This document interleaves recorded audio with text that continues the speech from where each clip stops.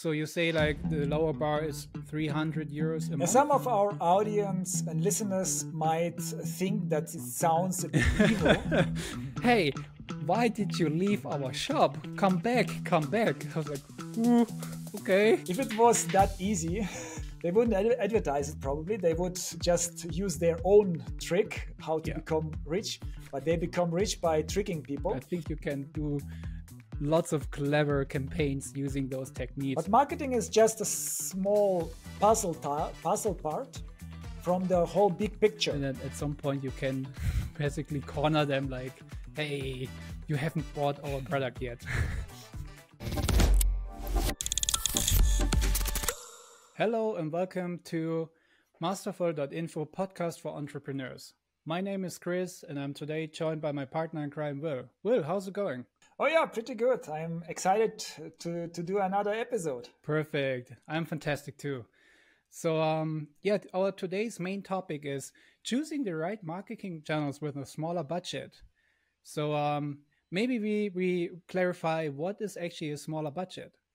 So it of course depends on the business, but in general, everything below 3,000 euros is kind of like small.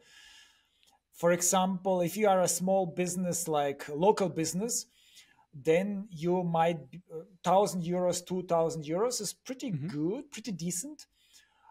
But if you are a SaaS software company, like a software as a service company, then even like 6,000 euros is pretty low. But it always depends. So I will make a cut of 3,000 euros. So it means 100 euros per day. And like from 300 euros to 3,000 euros, that's for me a small budget. So you say like the lower bar is 300 euros a month? Yeah, I mean, below 300 euros, it's pretty tough. Like it's below 10 euros a day. So it's very limited. If you have like a side project, then you can like experiment a little bit. But if you are really serious and really like need a strategy, because also like you need some effort for like creating the strategy, to hiring the right people. And if the budget is only 300 euros, who is going to manage that? Yeah. The management fees will be much higher than the budget, and you will not be able like to make it profitable. Yeah, makes sense. So interesting. Yeah. So for whom is it actually then relevant for? If you say like 300 to 3,000, what persona who's coming in your mind? I had many clients like this in this spectrum. It can be as I said, like a software company. They created their own software and trying to promote it. It can be a consultant, for example, like who is doing full time. I think full time that's the important part. It can also be e-commerce who is just starting out. And maybe you can even afford a higher budget, but it doesn't make sense like to start immediately with the highest budget possible. And you want just to invest a couple thousand euros per month to see how well it is performing. Yeah, makes sense. So how would you start? Like, what is the proper way to get it going? Like, how would you do it right, starting with such a budget? Let's say 3,000 euro. Yeah, you need to have a clear vision, and you need like to work on your strategy. And the strategy should include like the target audience and the goals. So first of all, of course, the goals. What do you expect, and is it realistical? And like sometimes you realize, oh, there is something not adding up in the strategy, so you need to adjust it. When you have all these numbers, like, okay, what is realistical? How much money will each client pay me, like on revenue? Not only initially, but in the whole, like 2 years, for example. And then you, of course, you think about what is realistic, how long I will keep the client, and so on and so on. And then after a while, and then you realize, okay, I have like, theoretically, I can spend 200 euros per client. and I will make like 1,000 euros in the next 2 years. So you know, okay, I need to keep the clients. I have to work on those things for that to be profitable, but it looks quite possible compared to if you realize, okay, I can invest 20 euros for acquisition, for a client acquisition, then something is not working right. So you need to go to your offer and adjust the pricing or like cross selling, upselling, and so on. And then of course you need to understand the target audience really, like how do they make their decisions, what. And a good tool is buyer persona. To create a buyer persona, you imagine your perfect target audience, your perfect client, and not only imagine about like the business transaction with you, but also which kind of person is it, which kind of like activities is it interested, is it more risk averse or more like creative and innovative. Mm-hmm. And this will set everything else, like how, which kind of channel you are going to use and how you are going to use those channels. Pretty interesting. The persona thing. So you already think of like a character, and you mentioned in the beginning, like the outcome you would like to see from your perfect customer and client. I think that's called the customer lifetime value, right? So Yes, would you say exactly. it helps you not just to create the character, like the buying persona or buyer persona, but also have like some goals already so you can work like all the way back? So you know, like I want to have this perfect persona who's spending like 1,000 euros over his lifetime or her lifetime. And then from that, you're gonna come up with a strategy, or So I would create a buyer persona without the budget, without the customer like lifetime value. I would play around with different numbers. So I have in my mind this certain persona. For example, it's works as a secretary, earns like 2,000 euros a month, for example, like. And then I would see what is realistic. Is it really realistic that this person is going to pay 500 euros per month? It's an extreme example. No, it's not. Is it realistic? It's going to pay 50 euro. I'm not sure. Like, let's. You can also like, there is a lot of information available online, and like you can see what is the average spendings for certain mm, things interesting. in certain countries. So yeah, it can also be based on facts, but of course, I mean, as an entrepreneur, you have so many other things to do. So even a simple version of that can make a big difference. And also, it's the another advantage is you can communicate it to other team members and like Mm-hmm. agencies. This is my persona. So everything will be built towards this target Really audience. interesting. I think this is a good point to make sure that everyone is on the same page. Like, how are we supposed to structure? Yeah, like you said, the ads. How should I talk to my perfect client or customer in that case? And this is actually a interesting point. Like talking about the lifetime value.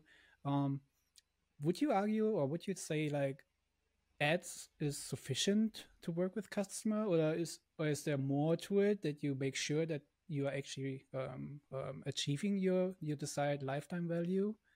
And how would you use the persona for that as well? Oh yeah, that's a really really nice point, because ads is just a start with the client, and it's just the first Hmm. step. So you acquire the client, and it's the biggest step. Yeah, So this client trusted you with his or her credit card, with payment information, and ideally everything went yeah, smoothly.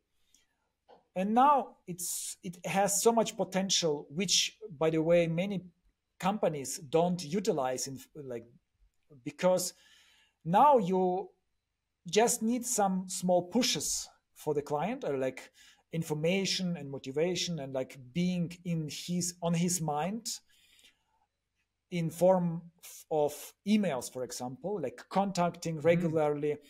The client has a birthday. If you know that, you can send some greeting cards, and certain occasions you can send some recommendations what else Yeah, he can maybe buy. even a voucher code, right? I've seen this a few times. Cool. Yes, Yeah. absolutely. You save so much money with because you don't need to spend like for ads acquiring a new this client, so you can use it for some discounts, and you can build like a relationship, a long term relationship, and that's where you really earn your Oh money. yeah, I can imagine. I remember I talked to one of our clients, and they mentioned like on the side note that they just did one tiny little thing on WooCommerce by enabling a plugin, which when people would go to their online shop and would add products to the basket, but then they wouldn't do the checkout process, so they wouldn't buy. They would receive like the next day an email like, "Hey, we saw you have still like a basket here with a few products. Why don't you click here and finish the checkout process by paying?" And they said they saw like a 50% recovery rate, which is massive. I think they have like on average 150 euros basket size. So imagine if there's enough people and being recovered, this is like free revenue, right? So Yeah, interesting. it's a positive spiral kind of thing, because if you can earn twice as much, or like even like 50% as much from each client than your competition, you can pay more for like every visitor, for every like Oh click, yeah, interesting. and then it spirals upwards. Then you suddenly have like you are on the top ranking, for Mhm. example. You will be shown the most, and it's, yeah, the competition, it's always like about competition. The prices in Google ads and Mhm. Meta ads, they are depends on this category. Within this category, how much are people willing to pay, and if you can pay more and earn more, that's the best strategy. Yeah, it makes total sense. It's like compounding interest, right? The early on you get those things right, the more budget you have also to invest more in marketing, right? Absolutely, yes. You can improve all the aspects, like also the landing page, and suddenly you can make maybe twice as much from each visitor compared to competition. And suddenly, yeah, you have like 1 million business per month revenue, and your competition is like still be like 10% of that or Yeah, something. cool. Yeah, let's circle back to the initial spark, like to get your customers. So you would recommend to set up a Google Ads campaign, or are there different types of channels you would usually go for, or what what's out there for the audience who's the uninitiated in this case? Yes, there are many different channels, marketing channels, which makes it for like non-experts pretty difficult to make a Mhm. decision. And usually there is this like, okay, if I can do something for free, why should I pay for Google ads or Meta ads?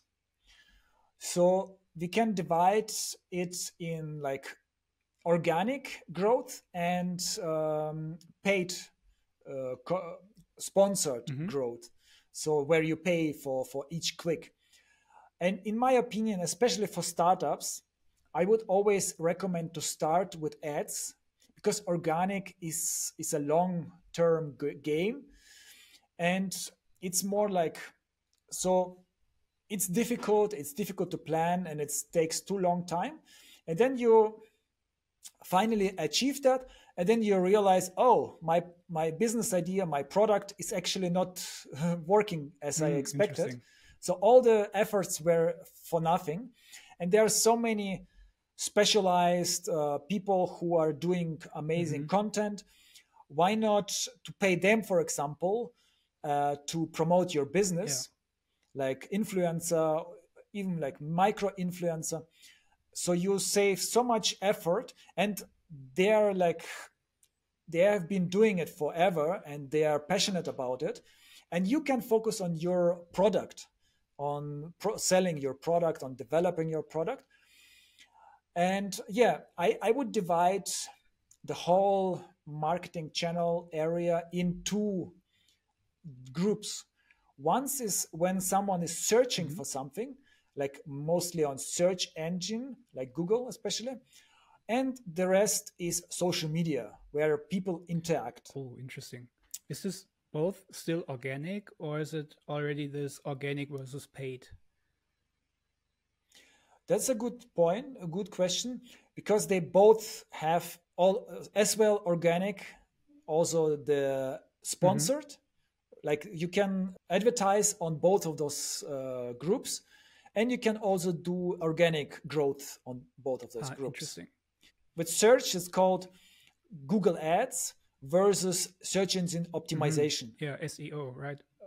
At least in Google case, I'm talking about Google because they have like the biggest market Yeah, share makes in sense. search.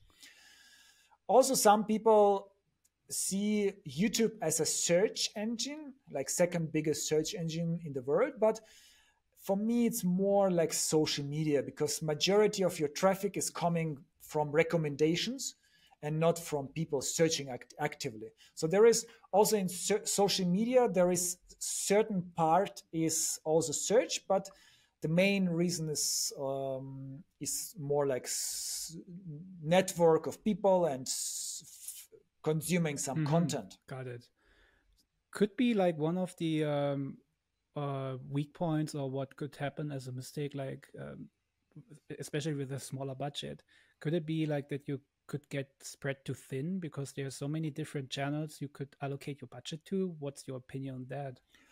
Oh yes, I see it over and over that people have this standard understand like this understanding of standard procedure kind of.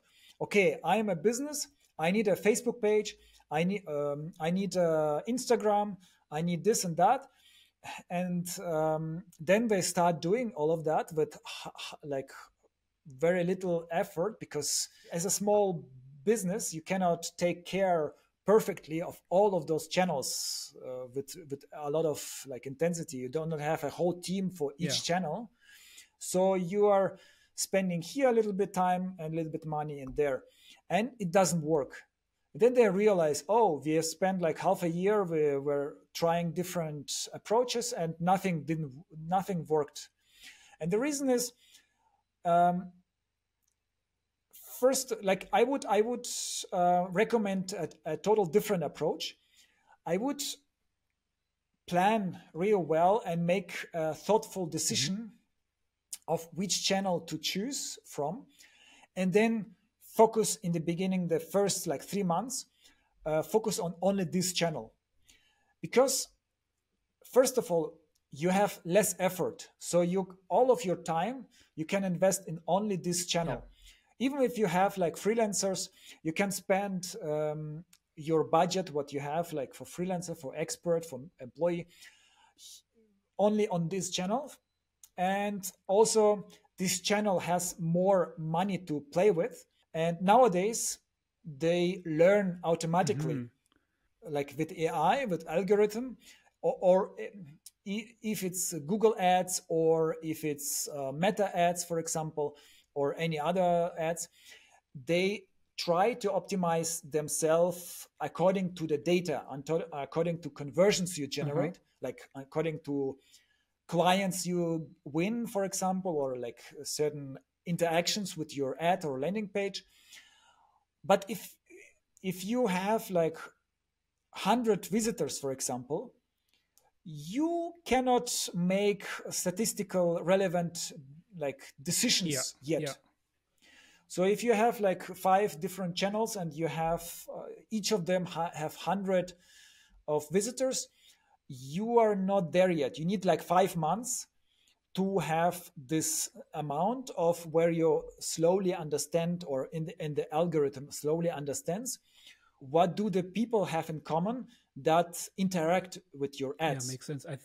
which is like more relevant your target Yeah, I audience. think then it makes sense to go back to the buyer persona, right? To see like where do they actually spend most of their time surfing, right? If it's Google, if it's like Instagram, or if it's on Google search or YouTube.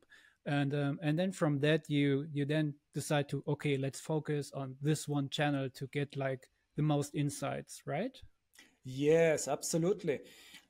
So oftentimes people are searching for your Mm-hmm. products or products like yours or offers on Google or on Bing.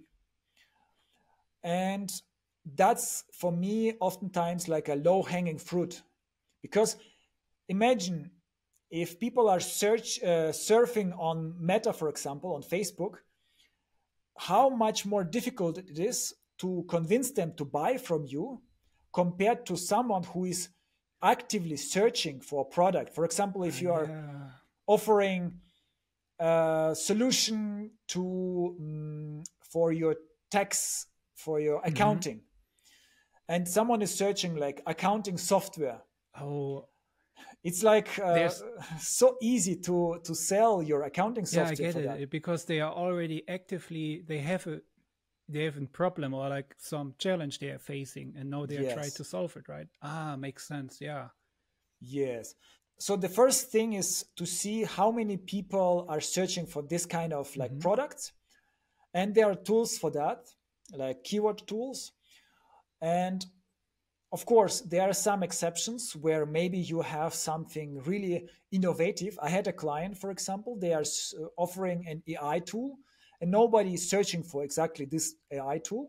So in this case, it's a bit more difficult. So you have to use other types of like ads besides search. But in most cases, you don't reinvent the wheel, like you don't invent a new product category, and people are aware of that and they are searching for that. And that's the first recommendation, like first channel you have to check out. If there is enough search volume, then you should definitely start with Google Ads, because there you don't need like a complicated strategy how to convince people, because they already want to use to buy your product, and you just need to convince that you are better than the alternatives. Interesting. Yeah, that totally makes sense. Yeah. If I'm searching for an issue I have, let's say I need an invoicing tool, whatever, then I'm already having a problem and I want to solve it as fast as possible. So I'm more likely to click on an ad because it sounds promising, right?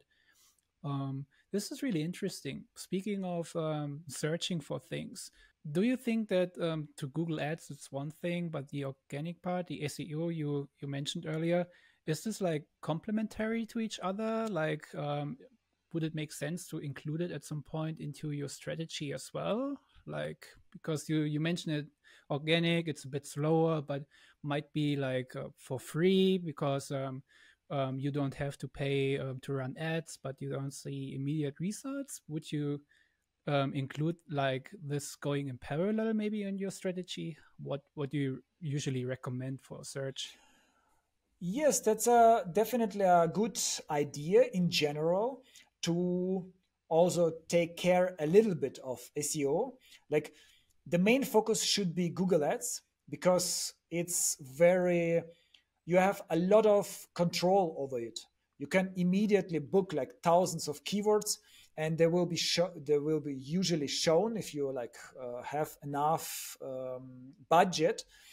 But yeah, with SEO, you should make sure your website is ready for SEO. So you optimize your whole website, your like landing pages for SEM, and by adding a few like tags like proper title, proper descriptions, even like meta descriptions, meta title, you can use from Google Ads, because you already know which kind of combination is working well. And then just some basic, like not, there is also overlap. For example, Google likes fast Yeah. websites, so try, make sure your website doesn't load more than 1 second, and definitely not more than three Oh, seconds interesting. This will help both for Google Ads and for SEO. And like for SEO, is like you try to make sure your website is properly linked, like all the posts you want to see the users. But it's also just a logical thing to do for your visitors. So you make sure that the technical aspects of SEO are on a decent level, not Hmm. perfect, and your usability of your website is on a decent level, like speed and Yeah, makes navigation. sense. And that should be enough for Hmm. now, as long as you didn't utilize SEM in the full potential of Google Ads. SEM is, by the way, search engine marketing, which is like Google Ads. Yeah, sometimes I refer that with Okay, SEM. interesting. Cool. Maybe to one thing is important to know: if you are a startup and doesn't know whether your business idea will work, don't care about SEO in the Hmm. beginning, because it's just waste of like energy and time. Just focus, just create a landing page and send there some traffic and look how it's performing. Are the people like converting? That means, are they filling out the formula, the form, or are they buying? If not, you don't even need SEO. And as soon like after after you established yourself with Google Ads, for example, you know which kind of keywords are performing the best, and then you can start investing in SEO, which like you can create blog posts, for example, like create content. But also here, you always have to have the user in mind and not just try to trick Google into thinking that it's Hmm. relevant. Yeah. Yeah, otherwise it would be like also wasted effort, right? Because you're luring in traffic organically, but then they don't know what to do because they were searching for something really completely different. So you, by the end of the day, you don't make any revenue from that traffic, right? So that makes sense. So you always have to focus on your target audience. And SEO should, if you are doing a great job for your target audience, then SEO will, like Google will help you to rank high, because it's the same goal for Google. Google wants relevant Hmm. results. And if you are delivering those relevant results, of course, some businesses, they have limited possibilities like to talk about, to write about in blog posts. But yeah, you can, if you have the target audience in your mind, you can also understand which are the relevant topics they are interested in, that's somehow connected. For example, accounting software, you could choose some questions related to accounting. Mm. For example, invoice scanning invoice, or like, is do I need to add a VAT number on my invoice, um, for European countries and stuff? So you can explain them, you can help your target audience, and they will be aware of your brand, and maybe some of them will be curious to learn more about your software or Yeah, your makes solution. sense. Yeah, interesting. And I think we should also highlight. I mean, we mentioned it before that SEO is more like this free traffic you can generate, but I think we should be honest. I mean, if you invest in SEO and you start writing blog posts, or you hire someone to write for you, or you just copy pasting ChatGPT output, this is all like someone is doing something. This is not for free. I think we always should keep that in mind, Oh that yes. if it's gonna be wasted effort, it's wasted resources, and you should really that's why I like this SEM Google Ads approach, that you can test things and see what is actually relevant to your potential target audience, and then after, like you said, 6 months, you know, okay, this is this works the best, this has the highest conversion rate, conversion being someone signed up for your product or someone purchased your product. This is really yeah, good to know, and keep that in mind, that nothing you do is actually for free, even though you think it is because you're sitting on your computer. Then you have to value your time and be honest with yourself. Oh yeah, I've seen it over and over that people underestimate all this effort. And even if you are alone and writing yourself and doing yourself everything, you could spend your times doing something different, which would also, and you always have to think like, okay, if I spend writing a blog post, or if I spend calling some clients, or if I do this or that, which of those things have more value for your business? Absolutely, I agree. I mean, going back to this is for small budgets, right? So people don't have much money and they Yeah. want to get the most out of it. And I can imagine that people with like 3,000 euros a month marketing budget, they really need to be careful where to spend actually their time, because otherwise they would have, yeah, they're required to spend money on that. So I agree with you that they should really not focus on things which doesn't bring any value add to your business, but so not writing nonsense blog posts, but really think of, okay, what's the next product, what is my persona, how can I grow my revenue in a meaningful way, right? Yeah, for me, it's also important to give value to the society, kind of, and that's my like mantra, kind of, that I believe if I'm creating a business, we Chris, you know it, we have created a few startups with you. For me, it's always important to give value to the target audience, and I believe that it will be rewarded by the market, because you can earn, of course, money by tricking something, by the system is not perfect, Google is not perfect, so you can find some niche, like loopholes, but it's fast, it will be closed fast. And everyone, like Google, is also thinking about how to provide good results so that people Yeah, come back. And if you are always trying to think about the value, then you will realize, okay, there is no need actually in hundreds blog posts in the same topic without making it much better than the competition. So it's like, if you realize, okay, there is something missing in information wise, or the quality of the top ranking websites is not high and just like rubbish, and you create high quality articles, I would like, it's not 100% sure, of course, but you have much better chances to rank high.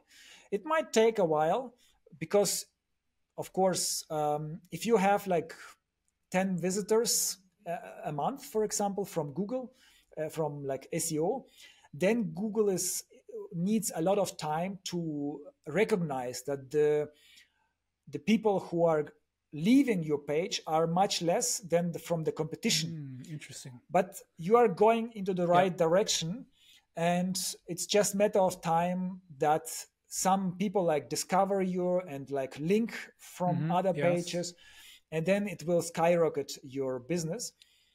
And it's total different. I've seen like businesses, they were just paying some agencies or freelancers to write some articles, and they never read those articles.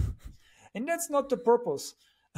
It's not about doing something, creating fresh content. Of course, fresh content is nice, but it's just waste of time if you just do it for the purpose of having something new on your page. But give Yeah, value to I people. can also imagine that when people find the information you're providing is useful, they also tend to share it to their friends or maybe on social media because they're like, oh, I found this one, this really helped me. Or like what I've seen from time to time on Facebook, people are asking questions like, hey, do you know any accounting tool? I want to set up a side business. And then people are like, hey, yeah, but be also careful. Don't forget the VAT situation in Europe. And then they are linking to your website. So I think if you really provide, like you said, value to the people and everyone can benefit from it, people are also willing to share this content because it helped them, and they are having this in mind. Oh, I can help my friends with it. So this is actually also a good segue to our next thing we haven't really shine a light on. It's social media. What's your experience there? Yeah, social media is a bit more difficult than search. By the way, I forgot about one very important search is Google Maps, which can also be interesting used with Google Ads. That's for local businesses. If you want people to come to your office or to your shop, Google Maps is even more important than Google search. Yeah, this is really one thing we should mention a few times. It's not only about online businesses, right? There are also offline businesses, and if it totally makes sense to be present on Google Maps, I fully agree. And that's incredible effective, because if people are searching for your type of business and you are on the number one, the chances are so high that they will take a look. And if you have like a decent profile on Google Maps, ideally with some good reviews, the chances are incredible that they will click on direction. And if they clicked on direction and visited your shop, you got them. It's like, yeah, cool. Yeah, you got them. They are in your. They didn't do it just for fun. They fully agree. They have a buying purpose. But yeah, social media is also a viable option. As soon as you covered the potential of Google search, you have the choice between social media, and of course you could also use Google Ads for display ads, which means the ads will be shown on different websites, which I could talk about all those things in detail, but we just want to have an overview of your possibilities. So in social media, the biggest players, of course, YouTube, but we covered Google Ads already a little bit. But the biggest players, or the biggest like choice, is always like Meta or LinkedIn. Who's part of Meta, by the way? Yeah, Meta is Facebook and Instagram. And they have like probably over 2 billion people using those channels. So you are lots of eyeballs. If you want social media, you need like if you want really huge reach, then Meta is the right place to be. So the advantage of Meta in particular, of course, like there are some smaller platforms, can make sense, but it would be like way too long episode if we covered all of them. Like Pinterest is has quite some potential for certain types of businesses, and also LinkedIn is like also more like a niche project for B2B clients. But let's focus on Facebook and Instagram for like keeping it shorter. And the biggest advantage is you can target really well. Maybe not as well as it used to be, because there was some incidents with elections and companies were like manipulating people.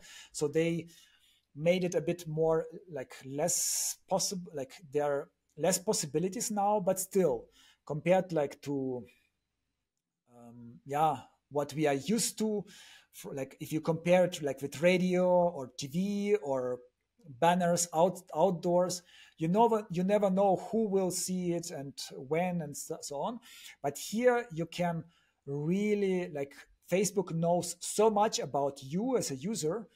It's a free tool, but you are the product kind of as a user. Yeah. So you are paying like with your information, and it's targeting can make a huge difference.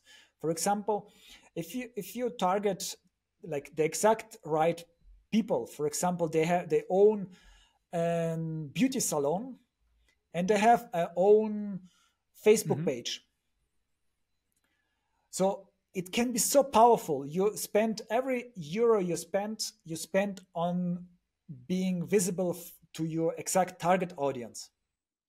A targeted visitor like this person from beauty salon is so much more valuable than even like 1,000 random people who visit your website. Yeah, makes sense. For example, if you are selling like in bulk B2B to those beauty salons, you know, okay, because they are managing their own Facebook page, that means they are probably have a business. And also like Facebook is pretty sure they have a beauty salon, and they are like, and there are maybe some other factors, female, male, yeah, different factors.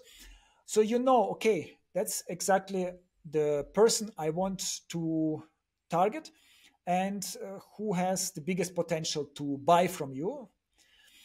And yeah, you can achieve pretty high conversion rate, but there is also this disadvantage of that it's people, you are targeting the right people, but not in the perfect time. People are there on to spend some free time and to connect with his Yeah. friends and family, and not to buy something So immediately. it's not like let's go back to our previous example with Google Ads, where we already know that people have a certain problem and a certain challenge or something they want to solve, and they already have an intent to do something. Now on Facebook, it's more like they get an ad because Facebook decides like, oh, that might be interesting for them. So how would you structure the campaign on Facebook? So waste of money is a stretch, of course. It's you just need a proper strategy and proper approach to social media ads and to Facebook ads.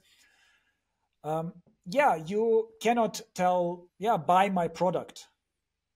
That's can work, but it's very like tough sale. It's like if you compare it like with TV and radio, there were also Yeah, ads that were promoting what you're not really searching true. for, and the conversion rate was probably not very high, but still you had like hundreds of thousand people saw it, and few of them were buying it.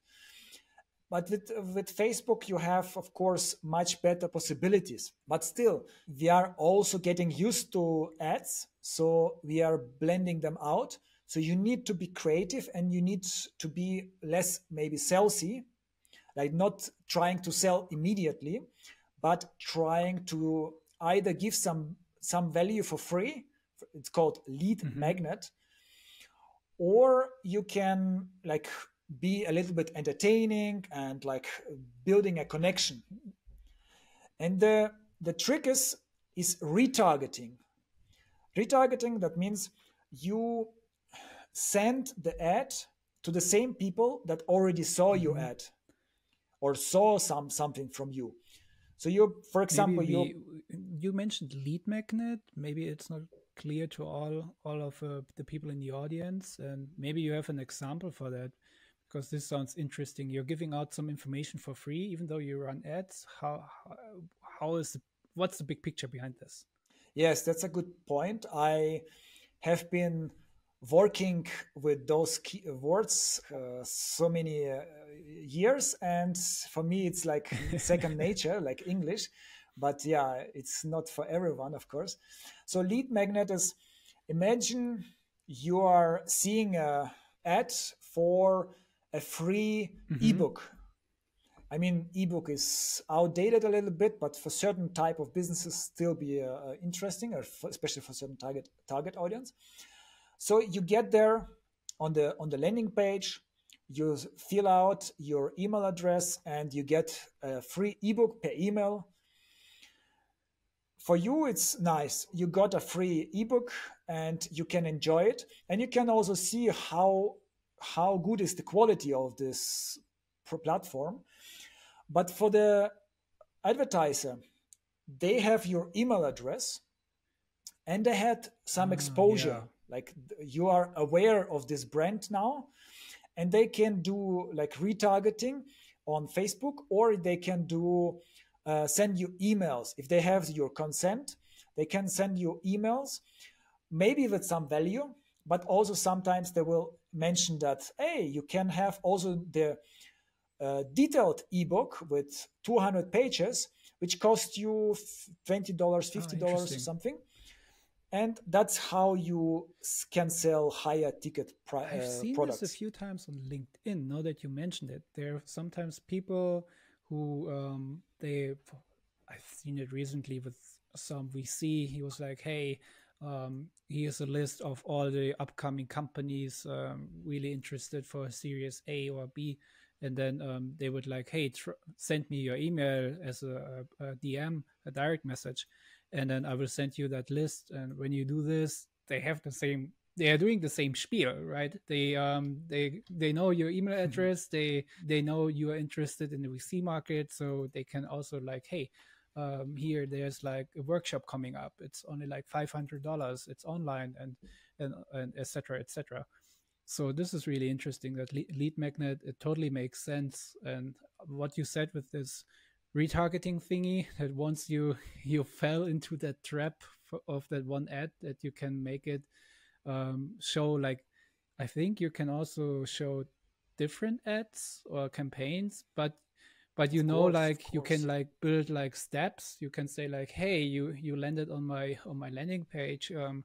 Are you interested in this now? Because I remember a long time ago, I've seen this before. It was really crazy and frightening a bit, where I went, I saw an ad, I clicked on it, I went to the website, I was like, oh, okay, interesting, copy pasted the link to my research list, and then an hour later on Facebook, I saw like ads saying, oh, you were interested in that plugin for this shop system. Why didn't you buy it? And I was like, this is creepy, because this was really in my face, like, hey, why did you leave our shop? Come back, come back. I was like, ooh, okay, this is scary. So really interesting. I think you can do lots of clever campaigns using those techniques, right? Using lead magnet to lure in people. You can then use their email address. You can also do this retargeting, and then at some point you can basically corner them like, hey, you haven't bought our product yet. Now, some of our audience and listeners might think that it sounds a bit evil, but in my opinion, it can be evil. It can be also very valuable for the target audience. It depends on how relevant the offer is and how much value you are giving. So there are, of course, many so kind of coaches who are promising you a lot of money within short of period of time. That's probably rather evil, because I mean, if it's true, then by all means, please do that. But if it was that easy, they wouldn't advertise it probably. They would just use their own trick how to Yeah. become rich, but they become rich by tricking people. But imagine you're entrepreneur in a certain niche, and someone is offering you an amazing tool, like you will save 10 times, you will need 10 times less work to achieve the same results. And it can be, for example, also this accounting software, for example. Before that, you were struggling, you were having problems, and now this tool is doing everything for you, and you are saving so much time. And this person is surfing on Facebook and then seeing this ad. After a while, like after getting to know each other, kind of like showing that it's a trustworthy, that is feature like with relevant features, program tool, this person tries it out and is amazed how much easier the life is. So there is not always black and white. And also, imagine if there was no ads on Facebook and Instagram, you would have to pay like 20 euros or more for just using those That's a good point. platforms. What they're actually offering. It's not for free to host 2 billion people on your servers. Like it's a lot of costs. And yeah, it's only for free because it's open for advertisement. So that's how life works, unfortunately. I mean, honestly, you can also like, every tool can be misused for worse. Yes. The worst. Like you can also hit someone on the head with a hammer, right? Instead of building something. Yes. But yeah, interesting. So do you have like advice like how, I mean, there are so many channels out there. So what would you recommend to people like making the right decision, what channel to use, how to allocate their budget? What can you tell our listeners and our audience? So what are mistakes? What are best recommendations? What would work for you? Yeah, I've worked with so many different clients. And I've seen so many, yeah, mistakes, like so much waste of money. And the first thing is, after of course some strategy and target audience, hire an Mm-hmm. expert. Not even an expert, but hire someone with Oh yeah. experience. On Upwork, for example, you can find so many people, and don't hire the cheapest one. Only if he is like $5, $20 per hour, or even $50 per hour, depending on like knowledge, is still be cheap. But if you have all those applications and some of them are like $5, then suddenly it seems to be expensive. So you can hire like two types of experts. One who is a bit more expensive, just for consultancy, just to give you some perspective, and the other one is just like $20-$30 freelancer who has been doing like certain thing, like he's specialized in Google Ads or in Meta or in LinkedIn, and he knows all the best practices. He knows he has made some mistakes in the past, but he learned a lot from that. And especially he's very Mm-hmm. Yeah, efficient. it makes sense. So if you start clicking and searching for those things, you are like, you need maybe 5 times more time, and your time, as we said, is not for free as Absolutely. well. So it's better to have someone mediocre, even mediocre. I'm not talking about the best of the best. That's maybe like too expensive for you, but even someone mediocre who has been doing like Meta ads for the last 5 years is much better than you, and much cheaper, because like, Yeah. yeah, you can search worldwide. Maybe I prefer to search European wide, because there is the culture, like East Europe has good offers. Not such a big difference in culture and time zone. But on the other hand, you have to be careful with the level, like average level of the knowledge in this area, for example, like with SEO, Google Ads. I think like Europe, USA is really far ahead, and Europe like is pretty good, Mm-hmm. pretty decent.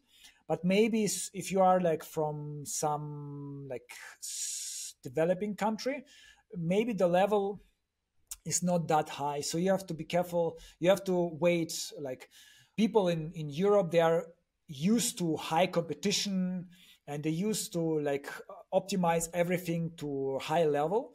If you are in New York, and a lawyer, for example, not even a lawyer, some handyman, your website has to be pretty good, pretty so that you have a chance.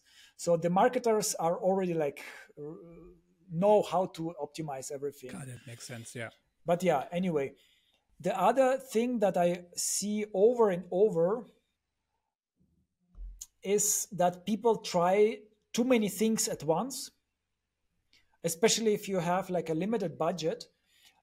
I mentioned it before, like not too many channels, but it's the same. Even if you choose like Google Ads, for example, you can choose like hundreds of different keywords, hundreds of different niches, topics, and stuff. I wouldn't recommend that. I would spend more time with like thinking about what has the biggest potential. Maybe hiring some expert, as I said, even if it costs like $50 or $100 or even more per hour. He can give you so much value in 1 hour and save you so much waste of time and money that Yeah. it's a bargain. And you can figure out like, okay, I think this like type of keywords, like these 10-20 keywords, have the biggest potential for my business to get me clients. So I'm giving all my budget, like of course you don't need to start with all the budget immediately.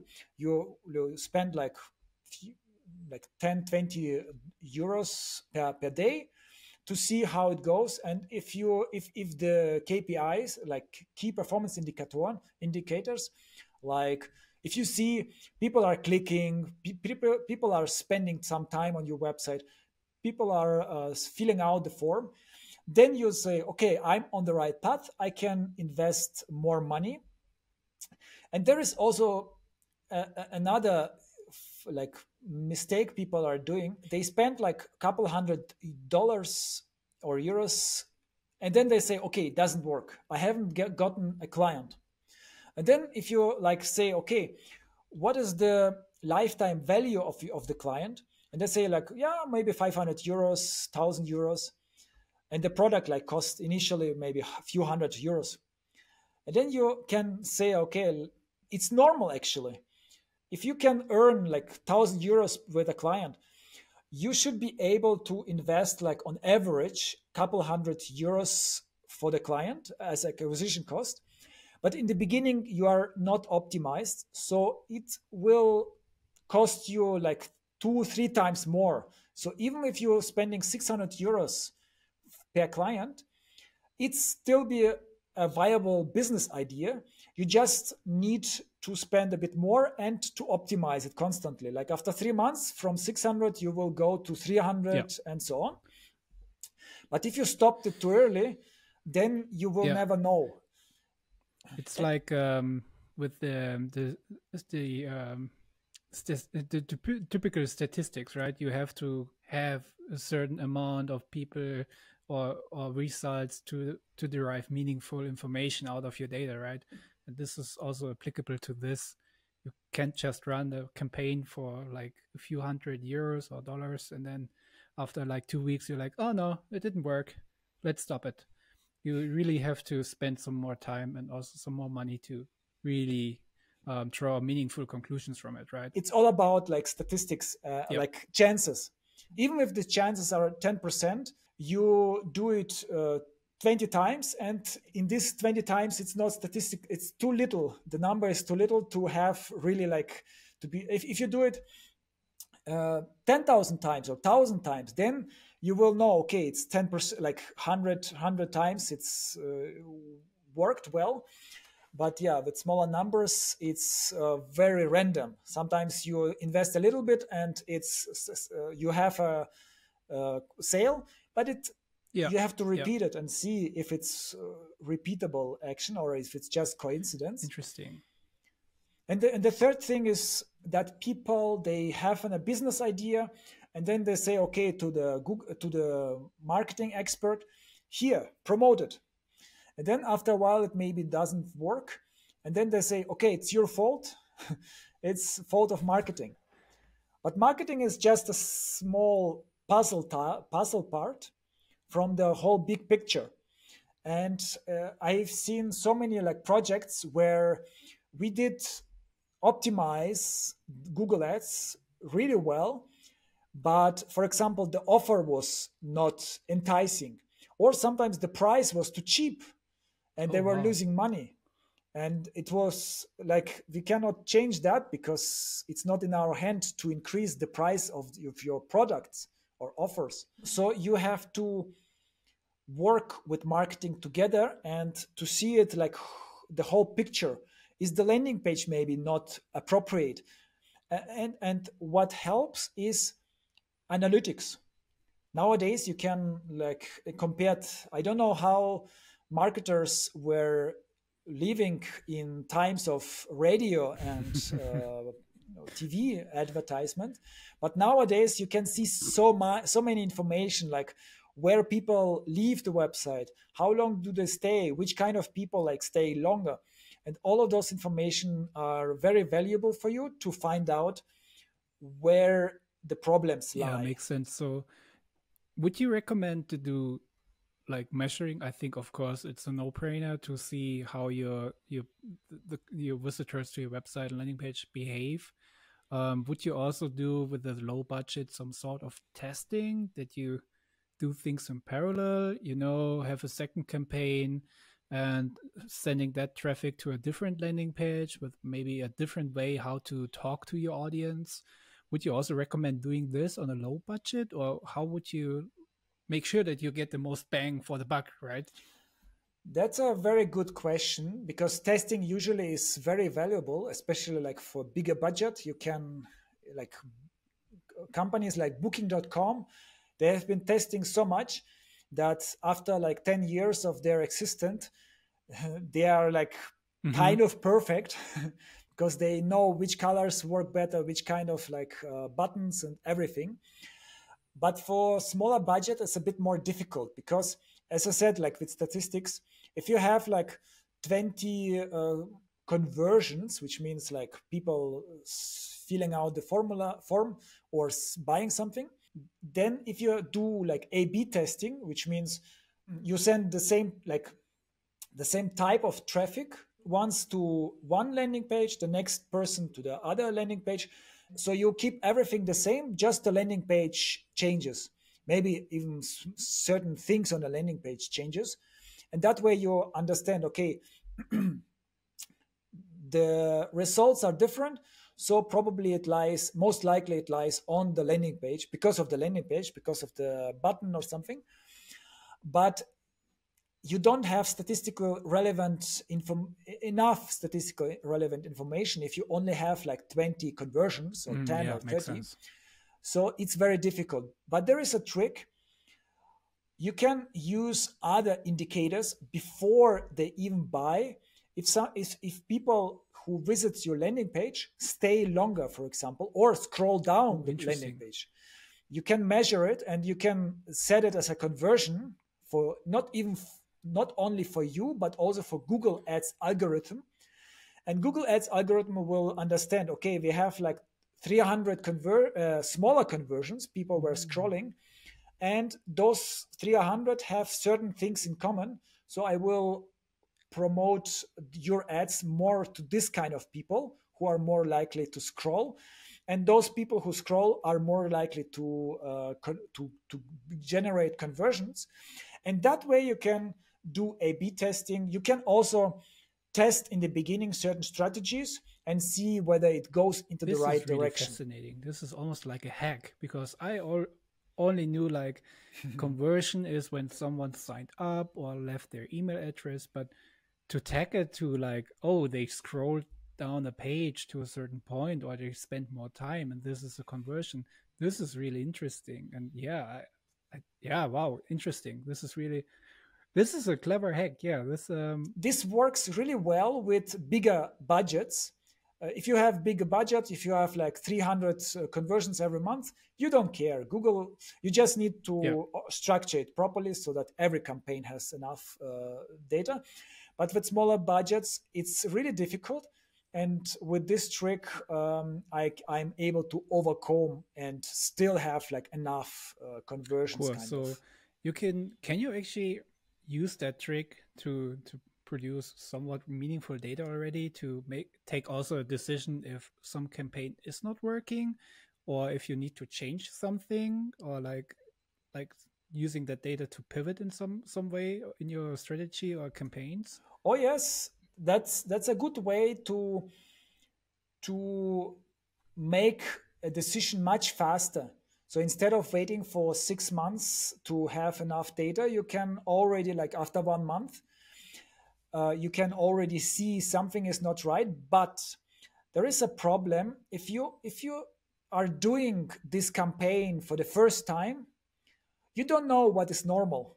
I mean, if you have like all of your, or 90% of your visitors are bouncing immediately after like 5 seconds, then probably you will understand that something is not right. But still, it's very difficult to have this feeling what is good and what is bad. But if you have some like freelancer or consultant who has a lot of experience, then they can help you understand, like, okay, this campaign is underperforming. It doesn't make sense to continue like this. Let's switch to a different campaign strategy, or maybe even marketing channel. Interesting. I think we have been talking for almost an hour right now, and I'm pretty sure we could go on for another hour, because there's so many different things we can consider and dive deeper into, like that hack with collecting data early on. This is interesting. Or you mentioned running Google Ads on apps, which is also a topic by itself. So it's huge. But I think we should wrap it up here, leaving you on that note, like those takeaways, like hire some expert, create a strategy, measure the output, focus on a few things. And if still you got the feeling that you need some help, feel free to drop us an email. You can find our contact details quite easily. And I think, yeah, we should wrap it up here. Anything else you would like to add, Will, from your end? Yeah, we recommend experts because we have done the same mistakes. In the beginning of our career, we had like some startups and businesses, and we tried to do everything by ourselves. And we made so many mistakes and progressed way too slow.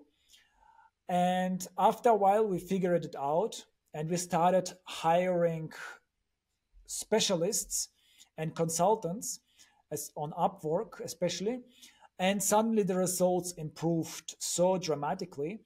And now we have like people whom we work with on a regular basis. We know it's not easy to find the right people. So you need to like hire several people until you know who is the best from them or who is like really good. And so we have a whole database of like specialists whom are really proven, who are vetted by us. And if you need help like with any marketing challenges or IT, then you can contact us on masterful.info. Cool. So yeah, I hope you learned a lot. And like Will said, check out masterful.info. And yeah, I hope we gonna see you next time. Yeah, it was fun. It was a pleasure talking about marketing. It's my favorite topic. And yeah, see you in the next episode, or listen to her in the next episode. All right, guys. Bye. Have a good one.